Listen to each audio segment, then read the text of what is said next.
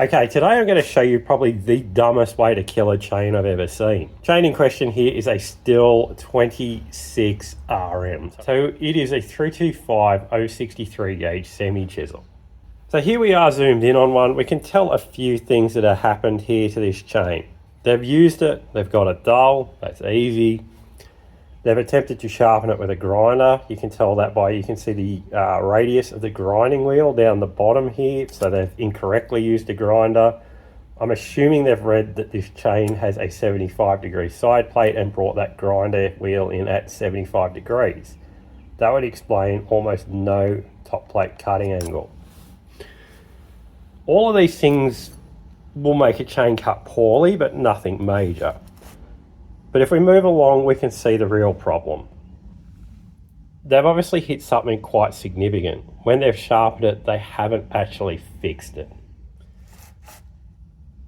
It's like this the whole way around. But the important part I want you to look at on every one of these as we cycle through is the depth gauge.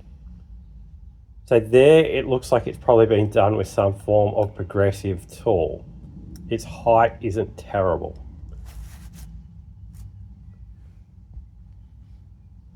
Here we are at the next one along. Again, probably some sort of tool, but it's pretty much down at the witness mark. It's quite deep.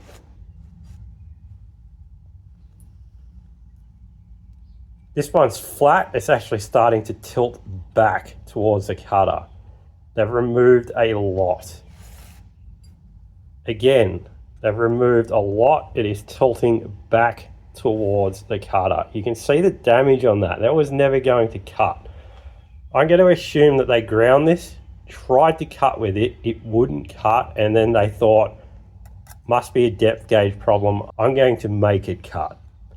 So again, that's wiped off down to that witness mark for the depth gauge. This one is at least leaning forwards, but they've wiped it out. It is incredibly low. Same thing here, slight forward lean, which is good, but they've just annihilated it. It is so low, you can't do anything. This one, they've removed the rear of it and left the front high. This I see a lot of for some reason. It is extremely bad to do this. What you need to keep in mind is when this cutter hits wood, it rocks back.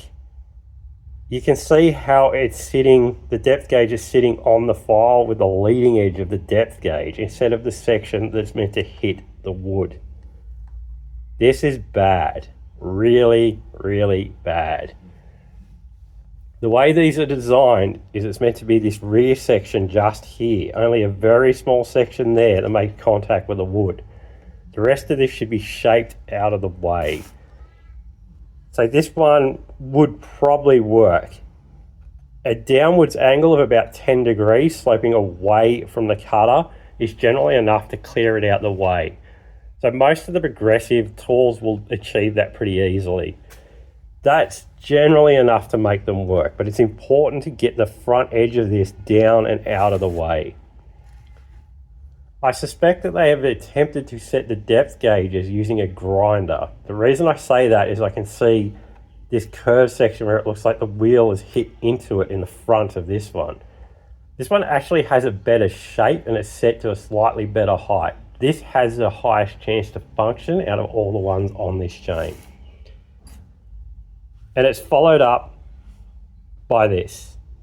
There is no way this chain is going to cut with any efficiency or ability. I can see the damage shining off the leading edge where they haven't removed enough metal. They've burnt the lower section of a couple of these with the grinder, and that is never going to do anything. Here we've got a forward slope. That is okay. The height is majorly wrong. Here's one where they've just pretty much removed nothing. That would work. That big slide, or that big forward tilt down there will work. Its height would work if they had actually fixed the cutter. This chain is pretty much destroyed. For my own curiosity, I started working at it with a 2-in-1. This is a point that I need to get to before it would be a functional chain.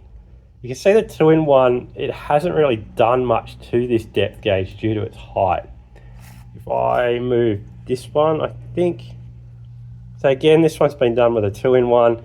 They do impart a small forwards tilt onto the depth gauge. I still recommend, as you work your way back through the chain, to come along periodically with a flat file and just clean up the front edge. This is most likely enough tilt to work, but a little bit more wouldn't hurt. The idea is just trying to keep that leading edge of the depth gauge away from the wood. When they rock back, we don't want it impacting before the rear section does. You can see there's a small gap there between the file and the leading edge of the depth gauge. That would probably be fine. The 2-in-1s do okay at this. It just doesn't hurt to give them a little helping hand. So that's how long the cutters need to be to actually work. And you can see what they're like, how they had them. I may go through and just file this whole thing back. There will be probably 10 or so sharpenings left in this once I get them all to work. It can be a functional chain. Just what they've done with it is appalling. There's another one. Slight back slope on that. That's hopeless. Next one along. They've left it flat, but way too low. I don't know how you explain what happened there. That's probably never going to cut at all. It's gone past the witness mark that's left on these chains. This is probably one of the worst ways I've seen to kill a chain completely in such little use. It is incredible. I may show more of this in the future. You can see all the different witness marks on different chains. But the things that I want you to keep in mind, when you set them, using a tool that leaves them flat, go through with a file and shape them. Just a flat file, get them to lean forwards. A slope of about 10 degrees forwards, just so all this leading edge stays out of the way. If you're using a progressive tool or a 2-in-1, it still doesn't hurt to come along and just clean up that hard little edge on the front of it every so often. It's not something you'll do every sharpening. Won't be something you do every time you set the depth gauges. It's just something that doesn't hurt to come through and just clear up that little bit. It'll help your chain cut. But yeah, I thought while I'm looking at this, I might as well show it as well.